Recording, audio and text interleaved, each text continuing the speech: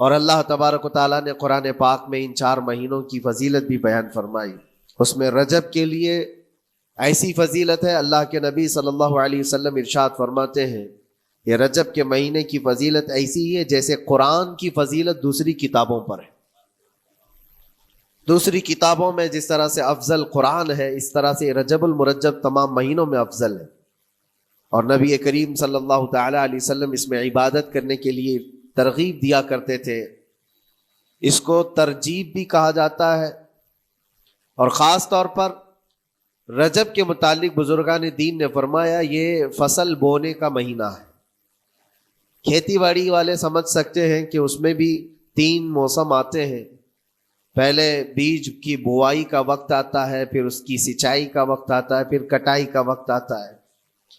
تو رجب کا مہینہ یہ فصل بونے کا مہینہ ہے نیکیوں کے، اور شعبان کا مہینہ اسے پانی دینے کا ہے، اور رمضان کا مہینہ فصل کاٹنے کا مہینہ ہے. اور رجب کا مہینہ آتے ہی اللہ کے نبی صلی اللہ تعالی علیہ وسلم یہ دعا فرمایا کرتے تھے، اللہم بارک لنا فی رجب و شعبان وبلغنا رمضان. سب کو یہ دعا بھی کرنی چاہیے. حضور اکرم صلی اللہ تعالی علیہ وسلم یوں عرض کرتے کہ اے اللہ رجب اور شعبان میں تو ہمیں برکت عطا کر اور ہماری زندگی کو رمضان تک پہنچا دے. اب رجب آپ نے دیکھ لیا ہے تو اب کثرت سے یہ دعا کرو کہ مولا اس زندگی کا رمضان ہم سے جانے نہ پائے، رمضان تک ہماری سانسوں کو پہنچا دے.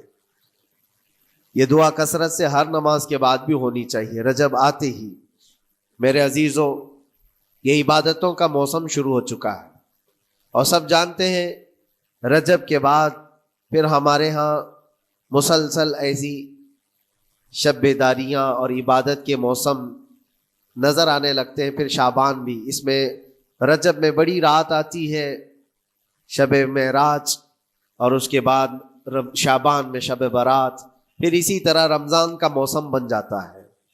تو اب یہ موسم بنانے کا وقت آ چکا ہے. تو سب سے پہلی چیز یہ ہے کہ میرے عزیزوں فصل کے بونے کے لیے کن چیزوں کی ضرورت ہوتی ہے، اس چیز کا خیال رکھیے. بیج اگر کھوٹا ڈالے ہو اور ویسی ہی فصل آنے کا انتظار کرو گے تو پھر نہیں ہوگا. بیج کو کھرا اور خالص ہونا چاہیے. جو نیکیاں کرنا چاہ رہے اس کو صاف ستھرے اچھے ماحول میں کیے جانے چاہیے.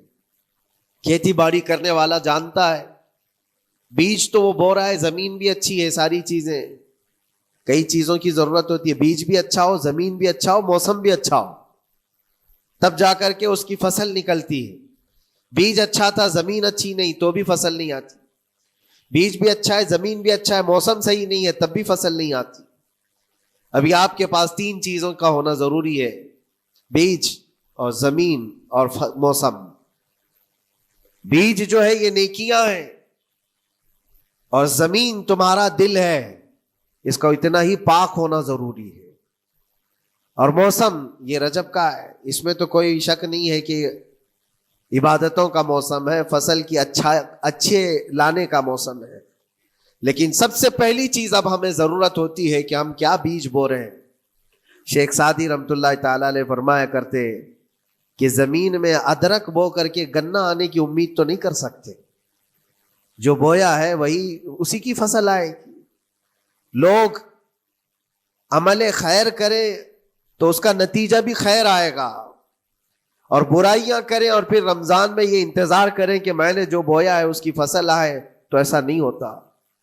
بہت سارے لوگوں کا وہ شک بھی میں دور کرنا چاہتا ہوں کہ رمضان المبارکہ میں فضیلتوں کو آپ سنتے آئے ہیں، رمضان ایسا مہینہ ویسا مہینہ، اتنی برکتوں والا، اتنی رحمتوں والا، لیکن بہت سارے لوگوں کے حالات چونکہ تو ہی رہتے رمضان میں ویسی ہی ہیں، وہ لوگ کچھ بھی نہیں بدلے. تو اس میں رمضان کا قصور ہے کہ اس مہمان کا قصور ہے، اس انسان کا قصور ہے؟ وجہ یہ ہے کہ رمضان المبارکہ یقیناً اتنی برکتوں اور رحمتوں اور سعادتوں لے کر کے تو آتا ہے، لیکن تمہیں 2 مہینے پہلے سے کہا گیا تھا کہ فصل کے لیے تیاری کرو. تم نے بیج نہ بوئے، اپنی زمین کو صحیح کیا ہی نہیں. پھر رمضان میں جو بارش ہو رہی ہے اس کا فائدہ کیا ہے؟ روڈ پر 10 سال بھی بارش برسے وہاں پر کوئی فصل نہیں آئے گی، کیونکہ وہ زمین سخت ہے اور بیج بونے کے قابل بھی نہیں ہے.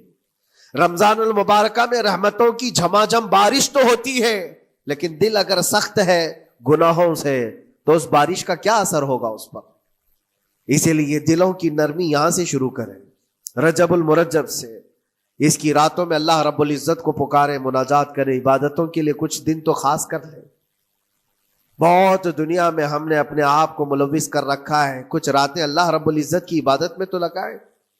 اللہ کے نبی صلی اللہ تعالیٰ علیہ وسلم کی ایک حدیث ہے، جامع الاصول سے نقل کی ہوئی، رجب المرجب کے پہلے جمعے جو ہم لوگ ابھی گزر چکے، ابھی یعنی وہ رات تو گزر چکی، کل کی جو گزری ہوئی رات ہے رجب کی، یہ پہلی جمعہ کی شب تھی۔ اس کے متعلق روایت ہے کہ 12 رکعتیں جو مغرب کے بعد سے لے کر عشاء کے درمیان پڑھتا ہے، اللہ کریم اس کے تمام گناہوں کو معاف کرتا ہے، اور اس سال اس کو پورے طور پر ناگہانی آفات سے محفوظ رکھتا ہے، اور شیطان کے اس پر قابو پانے سے بھی اس کو اللہ محفوظ رکھتا ہے۔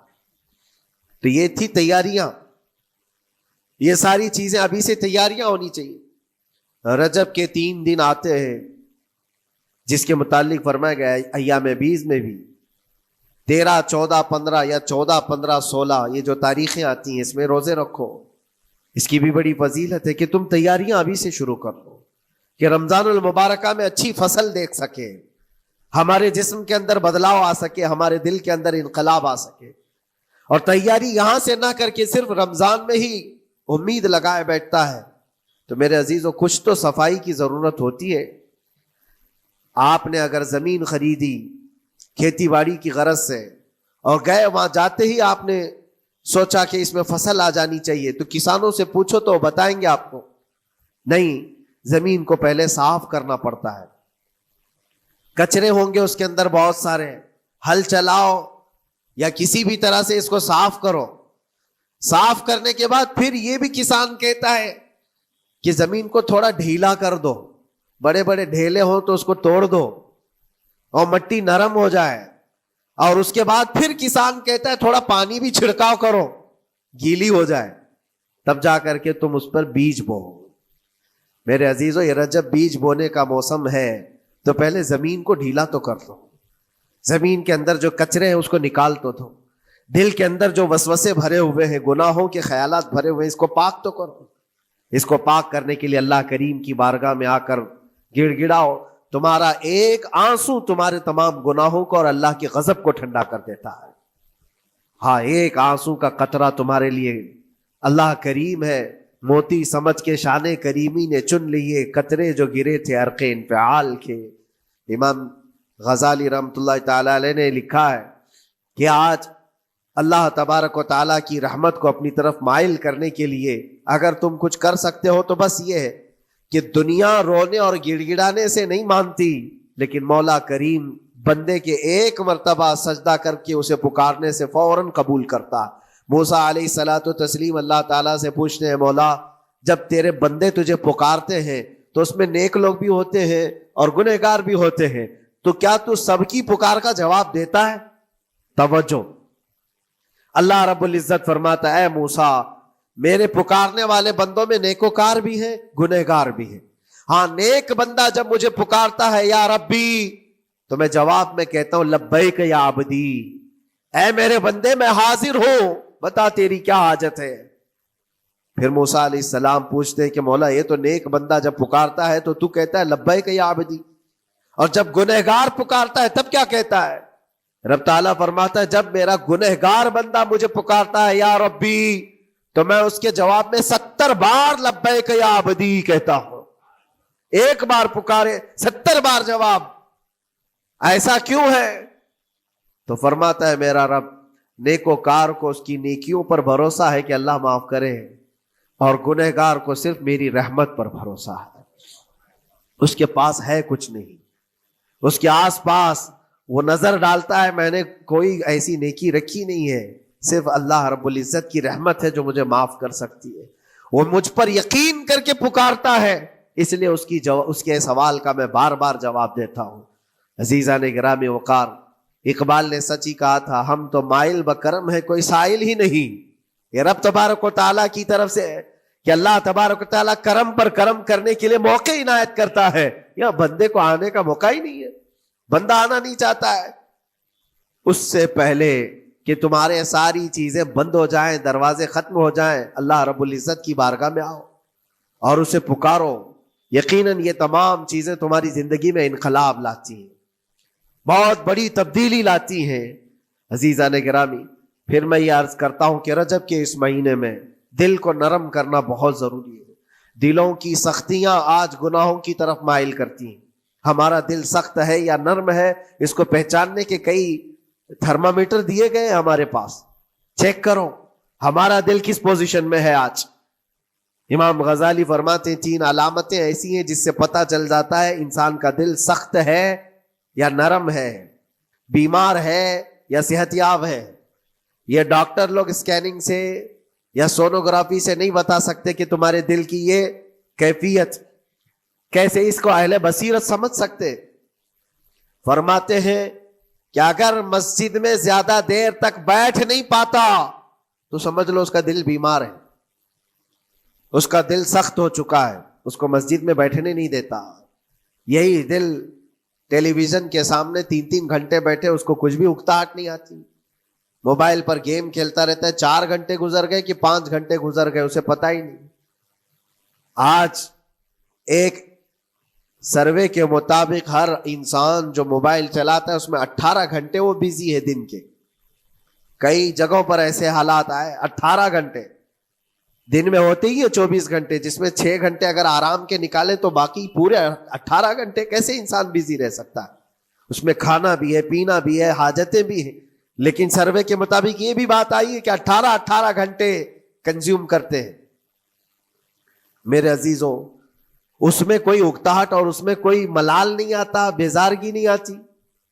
اور اللہ کے گھر میں یہاں فرض سے نماز سے ابھی سلام پھیرا کیا کہ بھاگنے کی تمنا ہوتی ہے. کئی جگہوں پر تو ایسا ہے. اسی لیے اللہ کے نبی صلی اللہ تعالی علیہ وسلم کی ایک حدیث میں سناتا ہوں. ارشاد فرماتے 2 چیزیں کسی منافق کے اندر جمع نہیں ہو سکتی. 2 چیزیں منافق آدمی کے اندر آ ہی نہیں سکتی. وہ کیا چیزیں؟ حضور پاک صلی اللہ تعالی علیہ وسلم فرماتے اچھے اخلاق منافق کے اندر نہیں آتے، اور اللہ کی اور اس کے رسول کی ہر بات پر یقین یہ منافق کے اندر نہیں آ سکتے. اور منافق کی یہ علامتیں بتاتے بتاتے میرے نبی نے یہ فرمایا، دیکھنا کہ مسجد میں منافق سب سے اخیر میں آئے گا اور سب سے جلدی بھاگے گا. اس کا دل نہیں لگتا، دل سخت ہو چکا ہے. اور بازار میں سب سے پہلے جائے گا اور سب سے لاسٹ میں نکلے گا. بازار اس کے دل لگنے کی جگہ ہے، اس کے وہاں پر تفریح کی جگہ ہے. اور مومن کی علامت یہ فرمایا کہ مومن مسجد میں جلدی آتا ہے اور دیر سے جاتا ہے، اس کا دل لگا رہتا ہے. اور مومن بازار میں لوگوں کے شروعات میں نہیں، اپنی ضرورت کے مطابق گیا اور نکل آیا. اور فرماتے ہیں میرے آقا صلی اللہ علیہ وسلم روئے زمین پر سب سے اچھی جگہوں میں سے کوئی جگہ ہے تو اللہ کا گھر ہے، مسجد ہے. اور سب سے بری جگہوں کے متعلق فرمایا وہ بازار ہے. اب یہاں پر دلوں کے متعلق میں عرض کر رہا ہوں کہ کس کا دل کس پوزیشن میں ہے، اسے آج خود آزما لینا چاہیے. دوسری علامت، امام غزالی فرماتے ہیں قرآن پاک کھولے گا وہ صفحہ 2 صفحہ سے زیادہ پڑھ نہیں پائے گا، بند کرنے کا دل کرے گا. یہ تو چھوڑو اٹھانے کے بعد پڑھنے نہ پڑھنے کی بات ہے، کچھ تو چھونا بھی نہیں چاہتے، اٹھاتے ہی نہیں. سال پورا ہو گیا تو قرآن پکڑتے نہیں، تو پھر دل کی کیفیت کیا ہو چکی ہوگی؟ دل کیسا مریض ہوگا؟ بعض لوگ ہم سے یہ کہتے بھی تھے کہ حضرت پڑھنا تو آتا نہیں، کیا کریں گے قرآن کا؟ کہا اٹھانا تو آتا ہے. میں نے ان سے پوچھا قرآن اٹھانا تو آتا ہے، جب قسم کھانے کی بات ہوتی ہے تو کیسے قرآن اٹھا لیتے ہو، سر پہ رکھ لیتے ہو؟ اسی طرح سے قرآن کو ہی اٹھا کر کے سینے سے لگا کر اللہ کی بارگاہ میں دعا کرو کہ مولا میرے دل کے دروازے کھول دے. اور قرآن کوئی سخت چیز نہیں ہے، اللہ وعدہ فرما رہا ہے ہم نے قرآن یاد کرنے کے لیے آسان بنایا ہے. کوئی یاد کرنے والا؟ وہ خود قرآن تمہارے دل میں اتر جائے گا. کوشش کرو. دل کی بیماری کی 2 علامتیں میں نے بتایا. اگر بیمار دل ہے تو زیادہ یہاں بیٹھ نہیں سکتا اور زیادہ دیر قرآن پڑھ نہیں پاتا. تیسری بات فرماتے ہیں کہ تیسری علامت یہ ہے کہ ہمارا دل اگر سخت ہو چکا ہے تو جیب میں پیسے ہوں گے لیکن کوئی مانگ رہا ہوگا اللہ کے نام پر، دینے کی طبیعت نہیں کہیں، دینے کی طبیعت نہیں کرتی. اور یہ چیز ہاتھ اٹھانے کو تمہارا دل نہیں کرتا تو سمجھ جاؤ کہ دل بیمار ہے. اور دل کی بیماری لے کر کے اگر کوئی رجب میں سوچتا ہے کہ میں بیج بوؤں گا تو کیا فائدے کا، زمین سخت ہے، زمین سخت ہے اور اس پر بارش بھی ہوگی تو کچھ فرق نہیں پڑتا، فصل نہیں آئے گی. دل کو نرم کرو. اور ایک علامت میں بتاؤں، اور ایک علامت کہ دل نرم ہے یا سخت ہے، اس کی ایک علامت یہ بھی ہے، اللہ کا جب ذکر کرے، جنت کا جب ذکر کرے، جہنم کے عذابات کا ذکر کرے، قبر کے معاملات کا ذکر کرے، حشر کے سوالات کا ذکر کرے، تو اس کی آنکھیں ڈبڈبا جائیں اور آنسو نکل آنے لگیں. قرآن کی آیتیں سن کر کے اس کا دل ہلنے لگے اور آنسو آ گئے تو سمجھ جاؤ کہ اس کا دل نرم ہے. ابھی اس کا دل بیمار نہیں ہوا، ابھی اس کا دل بیمار نہیں ہوا. لیکن یہاں تو پوزیشن الگ ہے، سچویشن الگ ہے. ہم تو پتہ نہیں کن کن چیزوں میں رو لیتے ہیں، لیکن اللہ کا کلام سنتے ہوئے کسی کے کان پر جوں بھی نہیں رینگتی. لوگ تو گانوں پر تھرکنے والے اور نغموں پر اچھل کود کرنے والے وجد کی بات کرتے ہیں، لیکن اللہ کا کلام پڑھنے پر کوئی کسی کو وجد کیوں نہیں آتا؟ یہ ایمان کی علامت ہے. قرآن میں اللہ نے فرمایا وَإِذَا تُلِيَتْ عَلَيْهِمْ آيَاتُهُ زَادَتْهُمْ ایمانا. جب اللہ کی آیتیں ان پر تلاوت کی جاتی ہے، مومنین پر، ان کا ایمان بڑھ جاتا ہے. کیا آپ امام کے پیچھے قرات سن کر کے اپنے دل میں ہلچل محسوس کرتے ہیں؟ سننے کی طبیعت کرتی ہے. بلکہ ادھر نماز پڑھ کر کے جانے کے بعد آدھے گھنٹے کے بعد پوچھے آج پہلی رکعت میں کیا پڑھا تھا، دوسری رکعت میں کیا پڑھا، آپ کو پتہ ہی نہیں رہتا. یاد ہی نہیں امام صاحب کیا پڑھ رہے تھے، میں تو دکان کا حساب کتاب کر رہا تھا، کیا خبر ہے کہ انہوں نے کیا پڑھا. تو قرآن کو توجہ سے پڑھے ہوتے تو تمہارے دل میں بھی وہ باتیں اثر کر رہی ہوتی. میرے عزیزوں، کتنے ایسے لوگ ہیں جو صرف اور صرف قرآن پاک کی تلاوت کی وجہ سے دلوں کو نرم کر دیا گیا ہے. میں اسی بات پر آج فوکس کر کے ختم کر دوں گا. رجب المرجب بیج بونے کا موسم ہے تو دل کے نرمی کے ساتھ ہی بیج بو، کیونکہ یہ زمین ہے تمہاری، اور زمین نرم نہ ہو تو کتنی بھی نیکیاں کرو کیا فائدے کی. دل سخت ہے، گناہوں سے لبریز ہے، اور دل کو نرم کرنے کا علاج دو چیزیں بتائی گئی، کریں گے انشاءاللہ. دو چیزیں بڑی آسان ہیں. اگر دل کو نرم کرنا ہے تو دو چیزیں فرمائی گئی، کثرت سے قرآن پاک کی تلاوت کرو یا کثرت سے میرے نبی پر درود پاک پڑھا کرو. دو چیزیں کر کے دیکھو، تمہارا دل نرم ہو جائے گا. اور بھی دوسری علامت، دوسرے علاج بھی میرے آقا نے فرمایا. ایک صحابی آئے تھے، انہوں نے عرض کیا یا رسول اللہ صلی اللہ علیہ وسلم، لوگ آپ کے پیچھے نماز پڑھتے ہیں تو زاروں قطار رونے لگتے ہیں، جب آپ دعا کرتے ہیں تو وہ دھاڑے مار کر کے روتے ہیں. میں کبھی رو نہیں پاتا، میرا رونا نہیں آتا. میں بھی قرآن سنتا ہوں، میں بھی آپ کے پیچھے نماز پڑھتا ہوں. تو حضور پاک صلی اللہ علیہ وسلم نے فرمایا تمہارا دل سخت ہو گیا ہے، تمہارا دل سخت ہو گیا ہے. انہوں نے کہا کیا کروں، علاج کیا ہے اس کا؟ وہ مسیحا امت ہے میرے آقا، ہر ایک کا علاج جانتے ہیں، کس کو کون سا علاج دینا ہے. نبی پاک صلی اللہ تعالی علیہ وسلم فرماتے ہیں جاؤ کسی یتیم بچے کے سر پر ہاتھ پھیرو، اللہ تمہارا دل نرم کرے گا. ان کے لیے وہ علاج رکھا گیا تھا. جس کو جیسا علاج بتایا میرے آقا صلی اللہ علیہ وسلم نے، کسی یتیم کے سر پر ہاتھ پھیرو، دل نرم ہوگا. لیکن دل کے نرم ہونے کے علاج اللہ کے نبی صلی اللہ علیہ وسلم کے شفا خانے میں ہے. ہاتھ سے آپ کثرت سے درود پاک پڑھو، پھر دیکھو آپ کے دل کے اندر انقلاب آتا ہے یا نہیں آتا. آپ کے چہرے کا نور بڑھ جائے گا، زبان کا اثر بڑھ جائے گا، عمل خیر کی طرف رغبت بڑھ جائے گی. کثرت سے جب بندہ حضور پاک صلی اللہ علیہ وسلم پر درود پڑھتا ہے، اس کی زبان سے جھوٹ نکل جاتا ہے، گالی اس کی زبان پر نہیں آ پاتی ہے، کیونکہ وہ پاک کرتا چلا جاتا ہے اپنی زبان کو اللہ کے نبی کا نام لے کر کے. میرے عزیزو، اس میں دقت کیا ہے درود پاک کثرت سے پڑھنے میں؟ آپ جہاں چل رہے ہو، پھر رہے ہو، اٹھ رہے ہو، بیٹھ رہے ہو، انتظار میں ہو، سونے کے لیے جا رہے ہو، زبان ہی تو ہلانا ہے میرے نبی پاک صلی اللہ علیہ وسلم کی بارگاہ میں درود پڑھ کر کے. اور ضروری نہیں ہے کہ بہت لمبے لمبے درود پاک آپ کو یاد کرنے ہوں، صلی اللہ علیہ وسلم بھی پڑھ لیا تو یہ درود پاک ہے. یہ درود پاک ہے. یا تو پھر الصلاۃ والسلام علیک یا رسول اللہ کہتا ہے تو یہ بھی درود پاک ہے. درود پاک ہے یہ. اور دل کو جب نرم ہو جائے گا تو انشاءاللہ العزیز آپ اس کے اثر بھی دیکھیں گے. اس کے اثر بھی دیکھیں کیسے کیسے لوگوں کی بات میں کروں میرے عزیزوں. آپ کو پتا ہے تاریخ کے اوراق الٹ کر کے دیکھو. ایک صحابی حضرت نعیم وہ راستے پر گزر رہے تھے, دیکھا ایک کڑیل جوان مکہ کا جس کو سارے لوگ دیکھ کر پہلوان کہتے اور ڈرتے تھے, گھبراتے تھے. 27 سال کا کڑیل جوان ہے اور ہاتھ میں تلوار کھینچے ہوئے تیزی سے آ رہا ہے. یہ پہلوان کوئی اور نہیں عمر ابن خطاب ہے. حضرت نعیم کہتے دیکھ کر کے میں گھبرا گیا, اتنی تیز اور ترار چال اور چمکتی ہوئی تلوار, کہاں کا ارادہ ہے؟ پوچھا حضرت نعیم نے کہاں جا رہے ہو؟ عمر ابن خطاب نے کہا محمد کا قتل کرنے جا رہا ہوں. معاذ اللہ رب العالمین. اس لیے کہ ایمان لائے ہوئے نہیں تھے. یہ دلوں کی سختیاں ہیں, یہ دلوں کا منجمد ہونا بتا رہا تھا کہ وہ نبی پاک صلی اللہ علیہ وسلم کے قتل کے لیے نکلے. حضرت نعیم نے صرف راستہ روکنے کے لیے ان سے کہا ان کا بعد میں قتل کرنا, پہلے تیری بہن اور بہنوی کا گھر بھی دیکھ لے, وہ بھی تو کلمہ پڑھ رہے ہیں, وہ بھی تو کلمہ پڑھ رہے اسی رسول کا. تو غصہ اور بڑھ گیا کہ میرے گھر میں یہ ہو چکا ہے, میں تو جس کا قتل کرنے جا رہا ہوں وہ میرے گھر تک آیا ہوا ہے. کہا پہلے میری بہن اور بہنوی کا کام تمام کرتا ہوں. اسی غرض سے وہ آئے تھے. اور جس وقت اپنے بہن کے گھر کے باہر کھڑے تھے, اتفاق ایسا کہ اندر سے قرآن کے پڑھنے کی آواز آ رہی تھی. ایک صحابی حضرت خباب, وہ قرآن پڑھا رہے تھے حضرت عمر کی بہن کو اور ان کے بہنوی کو.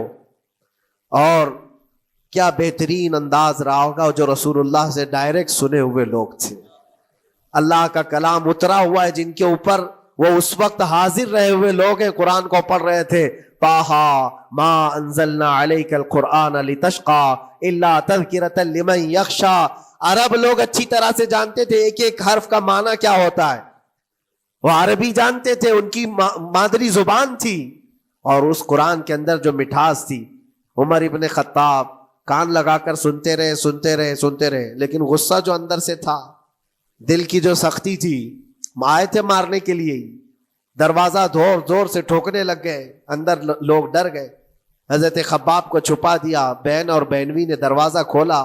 دروازہ کھلتے ہی ان پر حملہ آور ہو گئے. عمر ابن خطاب مارا, اپنے بہنوی کو بہت مارا کہ تم یہ کیا کر رہے ہو, دین بدل چکے ہو, یعنی تم یہاں سے نکل کر کے دوسری جگہ چلے گئے ہو, صحابی ہو گئے ہو. اپنی بہن کو بھی مارا, یہاں تک کہ ان کی ناک پھٹ گئی. جب لہو لہان ہو گئے تو عمر ابن خطاب نے دیکھا کہ میں اپنی بہن اور اپنی بھائی کو مار رہا ہوں. پھر تھوڑی دیر کے لیے دل میں رحم آیا. اور دل میں رحم آیا کس چیز کا, کس چیز کی وجہ سے نرم ہوا دل میرے عزیزوں؟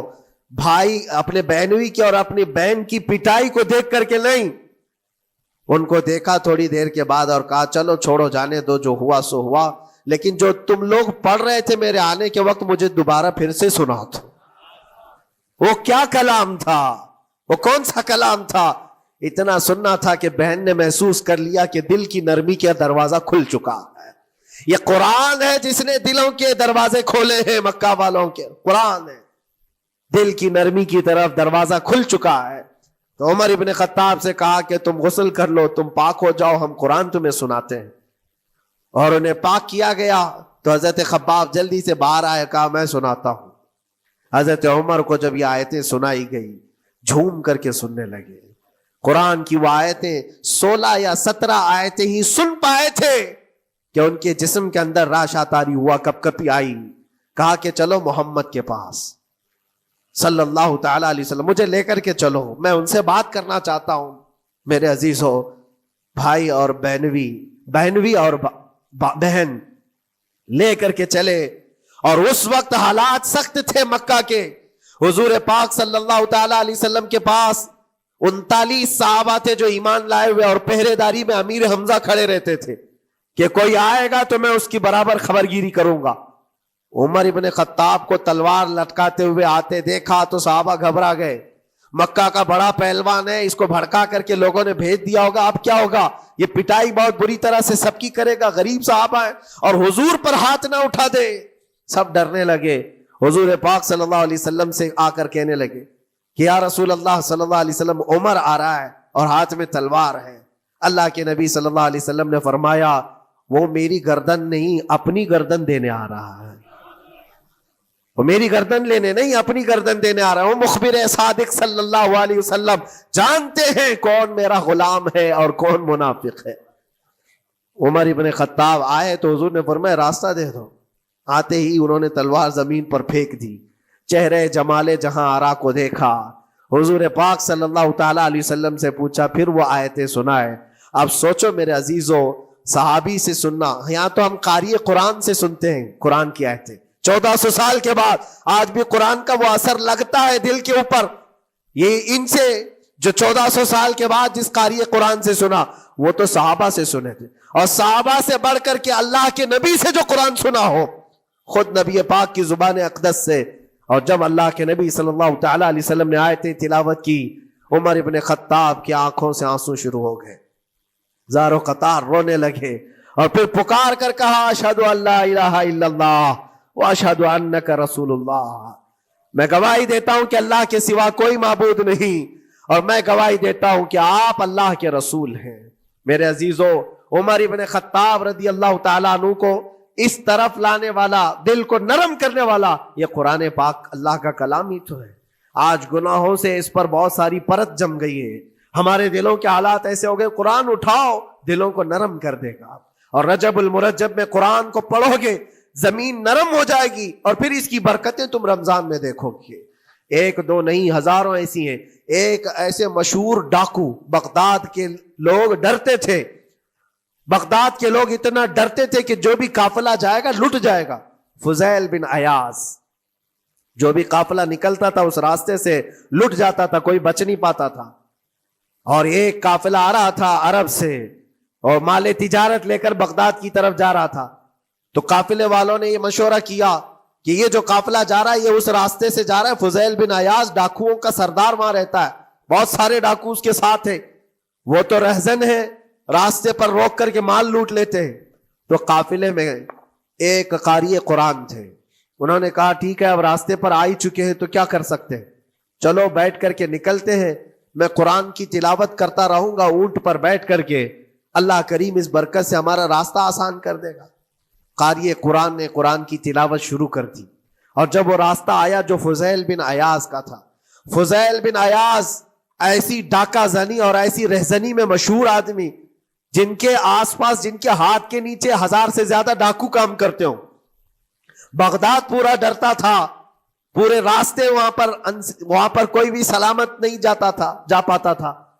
اس راستے پر ایک قاری قرآن جب آیا، میرے عزیزو تلاوت کیا کر رہا تھا، سورۃ الحدید کی آیت تھی، الم یأن للذین آمنوا ان تخشع قلوبہم لذکر اللہ، وہ قرآن کی آیت ہے۔ اللہ کے کریم فرماتا ہے کیا ایمان والوں کے پاس ابھی وہ وقت نہیں آیا کہ اللہ کا ذکر سنتے ہی یا اللہ کا ذکر ہوتے ہی ان کا دل کانپنے لگ جائے، ان کا دل ہلنے لگ جائے۔ فضیل بن عیاض کے کانوں میں یہ آیت پڑھ رہی تھی، قاری قرآن بار بار اس آیت کو پڑھ رہا تھا، کیا وہ وقت ابھی ایمان والوں کے پاس نہیں آیا کہ وہ اللہ کے ذکر سے دہل جائیں؟ اتنا اثر کر گئی آیت، اتنا اثر کر گئی، فضیل بن عیاض نے ہتھیار پورے پھینک دیے اور چیخ چیخ کر کے کہنے لگا آن لنا ربنا، آن لنا ربنا، اے میرے رب وہ وقت آ چکا ہے، اے میرے رب وہ وقت آ چکا ہے۔ سارے ڈاکوؤں سے کہا سجدہ ریز ہو جاؤ، اس لیے کہ اللہ کا کلام ہمیں بلا رہا ہے۔ برسوں سے ڈاکہ زنی کرنے والے، برسوں سے راستے لوٹنے والے، قرآن کی ایک آیت نے دل بدل دیا، دل کے ایسا انقلاب آیا، سب کچھ چھوڑ دیا، اور اس کے بعد نکلے۔ اللہ اکبر۔ جانتے ہو فضیل بن عیاض کون ہے؟ فضیل بن عیاض وہ ہے جن کا نام لیتے سرکار غوث پاک بھی ادب کیا کرتے تھے۔ فضیل بن عیاض، اللہ تبارک و تعالیٰ نے ولایت کا وہ مقام عطا کر دیا، بڑے بڑے اولیاء کرام ان کے پاس آنے لگے۔ اپنے زمانہ، جوانی کا زمانہ ڈاکہ زنی میں گزرا تھا، لیکن جب پھر وقت آیا توبہ کا اور دل کے بدلنے کا تو اللہ نے وہ مقام دیا، وہ مقام دیا۔ تاریخ میں آج بھی موجود ہے، کئی سلسلے ایسے سلسلے چشتیہ میں، اور کئی سلسلے ایسے ہیں جو فضیل بن عیاض سے ہو کر حضور پاک تک پہنچتے. فضیل بن عیاض ان کا نام ہے. اسی لیے میں کہتا ہوں میرے عزیزوں، قرآن پاک یہ دلوں کو نرم کرنے کا سب سے بڑا علاج ہے. زمین کو نرم کر دو اور اس کے بعد پھر بیج بو. دیکھو اسی لیے اقبال نے کہا تھا ذرا نم ہو تو بڑی زرخیز ہے یہ مٹی ساقی. یعنی یہ زمین تھوڑی سی نرم ہو جائے تو اس میں تو سونا چاندی یہ اگل سکتی ہے. تمہارے پاس ایمان کی دولت ہے، اللہ کریم کی ذات پر یقین ہے، حضور پاک صلی اللہ تعالی علیہ وسلم کی محبت ہے، سب چیزیں تمہارے پاس ہے. تھوڑا دل کو نرم کرنے کی ضرورت ہے. گناہوں سے باز آ جاؤ، اللہ کریم کی بارگاہ میں گڑ گڑاؤ اور قرآن پاک اٹھا لو ایک مرتبہ. اور پڑھ نہیں پاتے تو انگلیاں تو پھیرو. قرآن پر دیکھنا بھی تو عبادت ہے، اس پر نظر جمانا بھی عبادت ہے. اللہ کا کلام سمجھ کر کے تم نے اٹھایا ہے تو جانتے ہو قرآن عظیم کل قیامت کے دن جس کی شفاعت کے لیے کھڑا ہو گیا، میرے آقا فرماتے پھر اس کو جہنم میں کوئی چیز نہیں لے جا سکے گی. جس کو قرآن اور رمضان سفارش کر دے پھر اس کو جہنم میں دوسری کوئی چیز نہیں لے جائے گی. اور جس کے خلاف کھڑے ہو گئے پھر اس کو جنت میں کوئی چیز نہیں لے جائے گی. اس لیے میرے عزیزو اپنے دلوں کی نرمی کا یہ وقت ہے رجب المرجب، اور سب سے بہترین موقع ہے، عبادتوں کا موسم ہے. اور ساتھ ساتھ میں یہ بھی کہوں گا کہ اب ہم رجب المرجب کے ابتدائی دنوں میں ہیں، اور سنیوں کے لیے ایک بہت بڑی بات ہے کہ سرکار غریب نواز کی چھٹی بھی اسی میں موجود ہے، جو دلوں کو نرم کرنے کے لیے ہی تو آئے تھے. ہندوستان جو تشریف لائے تھے کس کام کے لیے آئے تھے؟ انہوں نے اپنے ذکر کی مجلسوں سے، اپنے واعظ و نصیحت سے ہزاروں کے دلوں کو نرم کیا ہے. آج بھی سرکار غریب نواز کے نام پر لوگوں کا دل نرم ہو جاتا ہے. اچھے اچھوں کو دیکھا ہے دل نرم ہو جاتا ہے. کیوں؟ وہ ایسے بزرگ تھے جنہوں نے اپنے تصوف کی تعلیمات سے کڑک اور سخت دلوں کو نرم کیا ہے.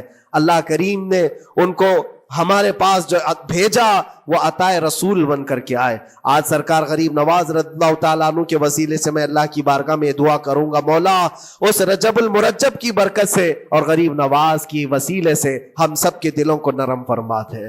ہم سب کو یہ فصل، یہ موسم رجب المرجب کا بیج بونے کا، بہترین نیکیاں کرنے کی توفیق عطا فرما. ہمارے قدموں کو خیرات کی طرف بڑھا دے. ہم سب کو شر و فساد سے محفوظ فرما. حرام کاریوں سے ہمارے ہر عضو کی حفاظت فرما. رب العالمین اکرم الاکرمین قیامت کے دن تیرے نبی پاک صلی اللہ علیہ وسلم کے جھنڈے تلے ہم سب کا حشر فرما.